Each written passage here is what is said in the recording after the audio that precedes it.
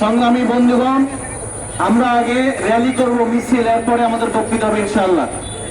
আমাদের মিছিলটি এখান থেকে বাস স্ট্যান্ড যাবে, ওখান থেকে আবার মডেল মসজিদের অপোজিটে ঘুরে আসবে ইনশাআল্লাহ। আমি রামজান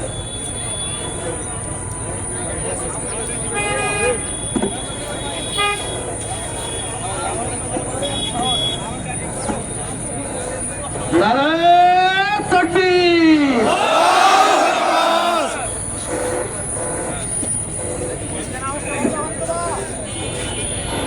সংগ্রামী তাওহীদি জনতা, আজকে আমরা রাজপথে কেন দাঁড়িয়েছি তাকে জানা দরকার। আপনারা জানেন যে বর্তমান বিশ্বের সবচেয়ে বেশি জুলুমের শিকার ফিলিস্তিনের গাজাবাসী।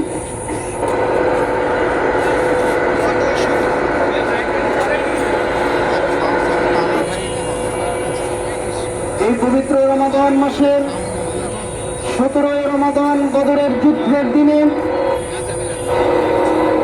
শেষ রাত্রিতে সাহারির সময় ঘুমন্ত শিশু এবং নারী বৃদ্ধদের উপরে ইসরায়েল সেই বর্বরচিত হামলা চালিয়েছে এবং 5 শতাধিক নারী শিশুকে তারা হত্যা করেছে।